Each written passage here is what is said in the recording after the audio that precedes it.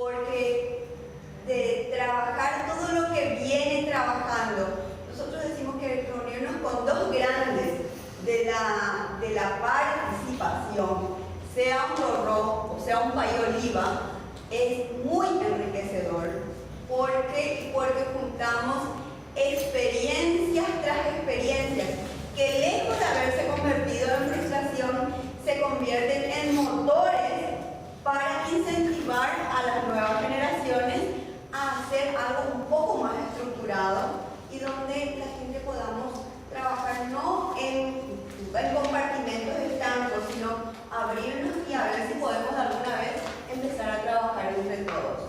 Nosotros no necesitamos apelar a muchas figuras para entender lo que es la pobreza. Porque aquí tenemos un ejemplo, Pay Oliva.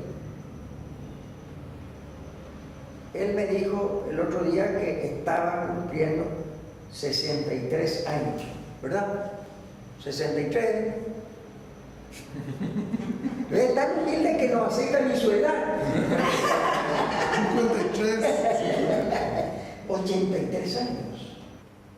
Lo único que realmente tenemos es lo que compartimos. Y comenzamos, esto que decíamos, el crecimiento humano. ¿En qué momento percibo que tengo un crecimiento humano de verdad? Cuando estoy dispuesto a dar algo a otro. Y les digo esto por lo siguiente: en Roma iban dos, un filósofo y un militar juntos. No, un cónsul. Un filósofo y un cónsul. Y viene un mendigo y pide limosna. Y el senador de ese tiempo se adelanta. Y el filósofo mete la mano en el bolsillo y le da lo que tenía. Y le dice el senador: estás creando vicios, dando al que te pide.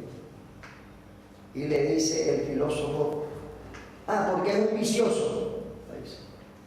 Y le dice el filósofo: yo no me fijé en su vicio, sino en su necesidad. Y ayer le dijo el Papa a los obispos, aparte de haberle dicho un poco antes: tengan olor de oveja.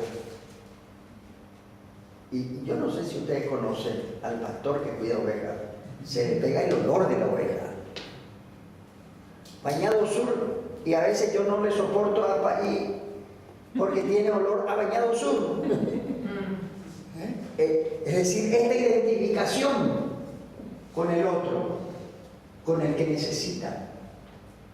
Yo creo que esta visión de liderazgo tenemos que resituarlo en el tiempo histórico y saber que la responsabilidad nuestra, de alguna manera, es eludir nuestra responsabilidad de encontrarnos con el otro.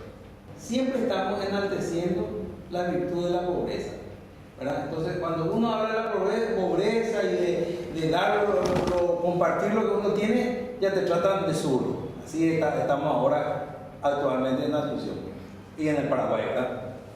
Y tal vez en Sudamérica, no sé. Pero me gustaría ver la otra cara de la moneda, ¿verdad? ¿Cuál es la virtud de la riqueza, entonces? ¿Cómo nosotros debemos encarar desde la riqueza para que, digamos, ser un poco más conciudadanos, más humanos?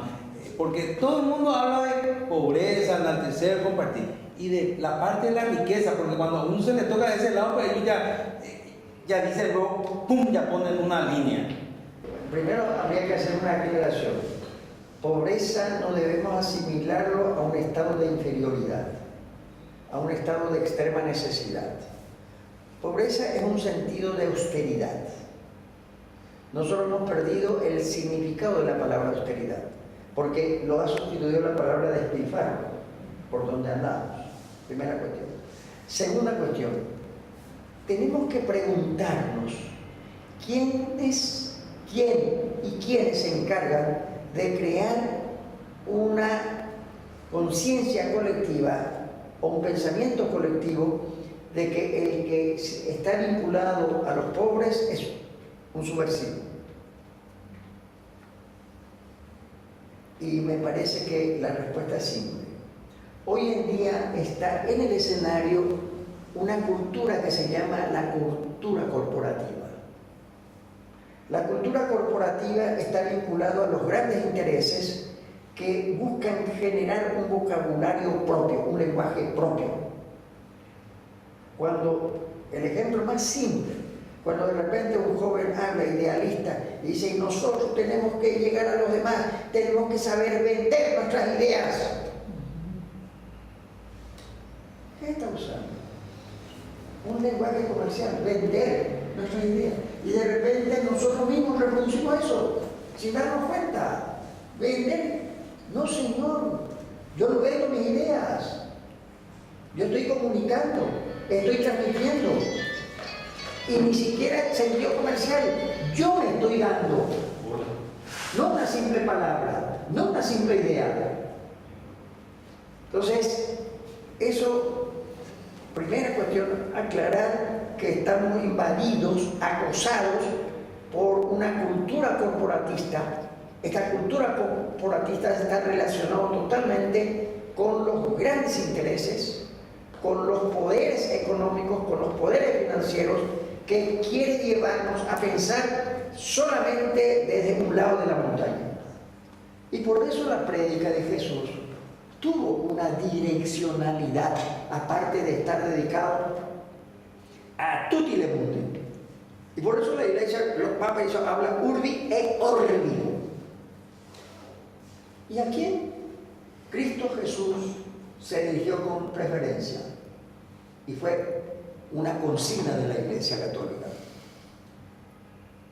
opción preferencial por los pobres, no exclusiva, preferencial.